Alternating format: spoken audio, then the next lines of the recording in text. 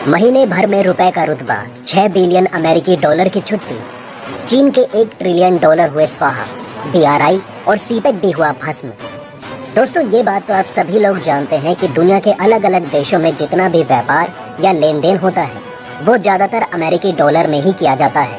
अब ऐसा नहीं है कि अमेरिका फोकट में अपनी करेंसी में ट्रांजैक्शन करने देगा। ऐसे भुगतान करते समय अमेरिका को भी कुछ कमीशन देना पड़ता है, तब जाकर अमेरिकी सरकार उस ट्रांजैक्शन को अपनी मंजूरी दे पाती है। आसान भाषा में समझें तो यूट्यूब पर भी जो अपनी पेमेंट इंडियन रुपए में पाने के लिए पहले 5 से 10 डॉलर यानी कि जैसे जिसकी पेमेंट रहेगी उतना कमीशन अमेरिकी सरकार को देना पड़ता है, तब जाकर वो पेमेंट हमारे अकाउंट में क्रेडिट होता है। तो आप ही सोचिए, जब पूरी दुनिया अपना व्यापार अमेरिकी डॉलर में कर रही हो तो अमेरिका कितना सारा पैसा कमा रहा होगा। और देखा जाए तो ग्लोबल करेंसी के तौर पर अमेरिकी डॉलर ही फिलहाल टॉप पर है। इसलिए तो अमेरिका जब चाहे किसी को भी प्रतिबंधों की धमकी देता रहता है। और अमेरिका के इस व्यवहार से भारत और रूस जैसे कई देश काफी नाराज हैं, क्योंकि अमेरिका पैसे कमाने के साथ साथ उन देशों की मजबूरी का भी फायदा उठा रहा है जिनके पास अंतर्राष्ट्रीय लेवल पर भुगतान करने के लिए कोई और साधन नहीं। यही वजह है कि भारत और रूस एक ऐसा विकल्प खोज रहे हैं जिसके माध्यम से अमेरिकी डॉलर से पूरे तरीके से छुटकारा पाया जाए, और वो ऑप्शन है रुपए रूबल पेमेंट सिस्टम। हालांकि ये पेमेंट सिस्टम अभी तक आधिकारिक तौर पर शुरू नहीं हुआ, क्योंकि भारत के रिजर्व बैंक और रूस के यूको बैंक के बीच बातचीत जारी है। लेकिन इसका ये मतलब नहीं कि रुपए रूबल में पेमेंट नहीं हो रहा है। देखिए दोस्तों, ये इकोनॉमिक टाइम्स की रिपोर्ट है जिसके मुताबिक रुपए डोमिनेट एक्सपोर्ट जल्द ही 8 बिलियन का आंकड़ा पार करने वाला है। सबसे पहले समझते हैं कि रुपए डोमिनेंट एक्सपोर्ट है क्या। तो दोस्तों, जब भी कोई भारतीय व्यापारी अपना सामान दूसरे देश को बेचता है और दूसरे देश भारत से खरीदते हैं, तो ऐसे में जो सामान का भुगतान रहता है वो भुगतान दोनों देशों को अपनी करेंसी में ही करना होता है। वो भुगतान दोनों देशों की अपनी करेंसी में होता है, ना कि अमेरिकी डॉलर में। मतलब इस बार भारतीय व्यापारियों ने ट्रेड सेटलमेंट इंडियन रुपए में करके अपना पेमेंट भारतीय मुद्रा में हासिल किया, वो भी बिना अमेरिकी डॉलर की मदद के। ऐसा करके हमें एक फायदा ये होगा कि अंतर्राष्ट्रीय भुगतान में हमें ना ही डॉलर की जरूरत होगी और ना ही अमेरिका की कमीशन देने की। अगर रुपए में ट्रांजैक्शन होता रहा तो डॉलर, यूरो और पाउंड की तरह रुपए भी ग्लोबल करेंसी के तौर पर इस्तेमाल होगी। साथ ही हम बिना अमेरिकी प्रतिबंधों की चिंता किए जब चाहे किसी के साथ व्यापार कर सकेंगे, वो भी अपनी करेंसी में। और इससे भारत को भी अमेरिका की तरह मोटा मुनाफा होगा। आरबीआई के मुताबिक ये तो बस शुरुआत है। हमने जो व्यापारियों को इंसेंटिव यानी कि जो भी व्यापारी अपना ज्यादातर एक्सपोर्ट रुपए में करेगा उसे उतनी सहूलियत या प्रोत्साहन राशि देने का वादा भी किया था, वो कहीं ना कहीं असर दिखा रहा है। बल्कि महीने भर में ही रुपए का एक्सपोर्ट 6 बिलियन को टच कर गया। और यह रफ्तार ऐसे ही चलती रही तो 2030 आते आते रुपए डोमिनेट एक्सपोर्ट 20 बिलियन को भी पार कर जाएगा। मतलब डॉलर की छुट्टी। वहीं दोस्तों, 1 ट्रिलियन डॉलर ये कितनी बड़ी रकम है तो आपको बता दूं कि इस धरती पर 195 देश हैं, जिनमें से 193 यूनाइटेड नेशन के सदस्य हैं। उन 193 देशों में से मात्र 18 देश ऐसे हैं जिनकी टोटल अर्थव्यवस्था यानी कि पूरी की पूरी जीडीपी 1 ट्रिलियन डॉलर से ज्यादा है। बाकी की दुनिया के किसी भी अर्थव्यवस्था या जीडीपी 1 ट्रिलियन के आसपास भी नहीं। इतनी बड़ी रकम है, लेकिन दोस्तों हम इसकी बात क्यों कर रहे हैं? क्योंकि हमारे पड़ोसी देश चीन को 1 ट्रिलियन डॉलर से ज्यादा का नुकसान हो चुका है। और उससे भी भयानक बात यह है कि इस 1 ट्रिलियन को पूरा करने के लिए इन्हें 1 ट्रिलियन डॉलर का एक और लोन उठाना पड़ेगा। और अगर जल्द ही इन्होंने रिकवरी नहीं की तो कहा जा रहा है कि 2030 तक चीन की अर्थव्यवस्था पूरे तरीके से कोलैप्स कर जाएगी इस डेब्ट ट्रैप में फंसकर। लेकिन ये पूरा मामला है क्या, चलिए विस्तार से समझते हैं। तो दोस्तों, इसकी शुरुआत हुई 2013 में। उस समय तक चीन के राष्ट्रपति हुआ करते थे हू जिनताओ। चीन की अर्थव्यवस्था अच्छे से ग्रो कर रही थी। लगभग हर एक सेक्टर में चीन तेजी से लीडर बनता जा रहा था।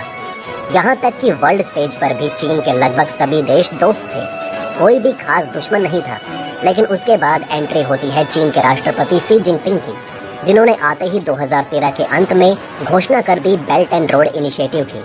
उन्होंने कहा कि जो पुराना सिल्क रोड हुआ करता था, जिसके जरिए चीन एक बहुत बड़ी सुपर पावर हुआ करता था पुराने जमाने में, हम उसे दोबारा रिवाइव करेंगे और सड़कों का पूरा नेटवर्क फैलाया जाएगा पूरी दुनिया में। इसके अलावा एक शिपिंग नेटवर्क तैयार किया जाएगा बड़े लेवल पर। अफ्रीका और दूसरे गरीब देशों में रेल नेटवर्क भी खड़ा करेगा चीन। और इसके लिए चीन ने अंधाधुंध लोन बांटने शुरू कर दिए इन सभी देशों को। और चीन की रणनीति क्या थी कि चीन का अगर कोई लोन देगा तो ठीक है, अगर कोई लोन नहीं चुका पाता है तो हम उसके देश की ज़मीन को कब्जा कर लेंगे। ये रणनीति शुरू से सही चली। चीन ने कई देशों की ज़मीन पर कब्जा कर लिया, खनिज पदार्थों से खचाखच भरी खदानें कब्जा ली, कई देशों के बंदरगाह कब्जा लिए और इससे एक बार को लग रहा था कि चीन अमेरिका से बहुत आगे निकल जाएगा और ये रणनीति चीन को कामयाब बना देगी। लेकिन अब यही रणनीति चीन को डेप्थ ट्रैप में फंसा चुकी है। दरअसल जब से कोरोना वायरस शुरू हुआ है तब से चीन का कोई भी कर्जदार उसकी किश्त नहीं चुका पा रहा और दुनिया के बहुत सारे वो देश जिन्होंने चीन से लोन लिया था बैंक करप्ट होते जा रहे हैं। श्रीलंका हुआ, अफ्रीका के कई देश हुए, पाकिस्तान इसी कगार पर है। इसके अलावा कंबोडिया समेत कई साउथ ईस्ट एशियाई देशों में यही हालात है और जो चीन का कर्ज वापस नहीं आ रहा है, इस वजह से नुकसान हो रहा है चीन के बैंकों को, क्योंकि सरकार का तो कोई लेना देना ही नहीं। चीन के बैंकों ने लोन दिया और बैंक कहां से लोन देता है? या तो अपने लोगों से पैसा लेता है या फिर अंतर्राष्ट्रीय मार्केट से पैसा उठाता है। और जब बैंक को किस्तें वापस नहीं मिलेंगी तो जिनसे उसने पैसा उठाया है, यानी कि जनता से, अंतर्राष्ट्रीय मार्केट में कर्जदारों से, उनका पैसा नहीं चुका पाएगा और वो डिफॉल्ट घोषित हो जाएगा। तो पिछले 6-7 महीनों से चीन में यही हो रहा है। एक के बाद एक लगातार बैंक धड़ाधड़ ठप होते जा रहे हैं। पूरा चीनी बैंकिंग सिस्टम कोलैप्स होने की कगार पर है और बताया जा रहा है कि इस समय चीन का $1 ट्रिलियन का ऐसा लोन है दुनिया भर में जिसके वापस आने की बिल्कुल भी उम्मीद नहीं। ऐसे में चीन को कहीं से भी इस समय $1 ट्रिलियन की ज़्यादा ज़रूरत है, क्योंकि जो देश के लोग हैं उनका पैसा वापस आए या ना आए, लेकिन जो अंतर्राष्ट्रीय मार्केट से चीन ने लोन उठाया है वो तो वापस करना ही पड़ेगा। और इसलिए बताया जा रहा है कि चीनी सरकार को और बैंकों को करीबन $1 ट्रिलियन का लोन और उठाना पड़ेगा अपने पुराने कर्ज चुकाने के लिए, जिससे चीनी सरकार पर $1 ट्रिलियन का ये कर्ज और बढ़ जाएगा। और उससे भी बड़ी मुसीबत ये है कि इस समय इससे भी ज़्यादा कर्ज है पाकिस्तान जैसे देशों पर, और वो चीन की किस्तें चुकाना तो छोड़िए, उल्टा और चीन से लोन मांग रहे हैं। कोई 9 बिलियन मांग रहा है तो कोई 15 बिलियन मांग रहा है कि या तो हमें पैसे दे दो वरना हम बैंक करप्ट हो जाएंगे, और अगर हम बैंक करप्ट हो गए तो फिर तुम्हारा एक भी रुपया हम लौटा नहीं पाएंगे। ऐसे में चीन को अपना पुराना कर्ज वसूलने के लिए पाकिस्तान जैसे देश की अर्थव्यवस्था को थोड़े लंबे समय तक चलाना होगा। इन्हें और कर्ज देना होगा, वरना पहले वाला भी डूब जाएगा। और इसलिए आपने देखा होगा कि चीन हर 2 से लेकर 3 महीने में पाकिस्तान को कभी 1 बिलियन तो कभी 2 बिलियन तो कभी 4 बिलियन देता ही रहता है, क्योंकि ये चीन की मजबूरी बन चुका है। और इसलिए चीन की अर्थव्यवस्था अब एक मैसिव डेप्थ ट्रैप में फंस चुकी है।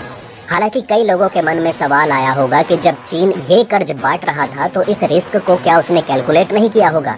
तो उसने बिल्कुल किया था, लेकिन चीन को उम्मीद ये थी कि उसका जो बेल्ट एंड रोड इनिशिएटिव है, अगर ये 50% भी चल गया तो उसकी बल्ले बल्ले है। अर्थव्यवस्था तो तेजी से बढ़ेगी ही, कर्जा चुटकियों में ये लोग चुका देंगे। लेकिन अब दिक्कत ये है कि बेल्ट एंड रोड इतनी बुरे तरीके से फेल हुआ जिसकी कोई हद नहीं। इसके अलावा कोरोना वायरस की वजह से दुनिया भर में जो बेल्ट एंड रोड के प्रोजेक्ट थे वो 3-3 साल तक डिले हो चुके हैं। ऐसे में उनकी जो कॉस्ट थी वो 40 से लेकर 70% तक बढ़ चुकी है। उदाहरण के लिए पाकिस्तान के अंदर जब चीन ने सीपैक की शुरुआत की तो 2013 में इसकी लागत आके गई थी 45 बिलियन का खर्चा आएगा, लेकिन जब 2021 में इसे दोबारा रिवाइज किया गया तो कहा गया कि 45 नहीं $65 बिलियन का खर्चा आएगा सीपैक पर। और अब दोबारा फिर से इसे री इवेलुएट किया गया तो कहा जा रहा है कि बड़ी आसानी से अब सीपैक पर 70 से लेकर 80 बिलियन का खर्च आएगा। और अगर ये ऐसे ही चलता रहा तो 2025 तक सीपैक पर करीबन 100 बिलियन का भी खर्च आ सकता है। अब आप खुद बताइए, किसी देश की टोटल जीडीपी $200 बिलियन की है और वहाँ पर आप एक प्रोजेक्ट पर 100 बिलियन का खर्चा करोगे तो वो पैसा निकलेगा कहाँ से? और इसलिए दुनिया भर में इनके प्रोजेक्ट फेल हो रहे हैं और इन्होंने जो पैसा लगाया है वो तेजी से डूब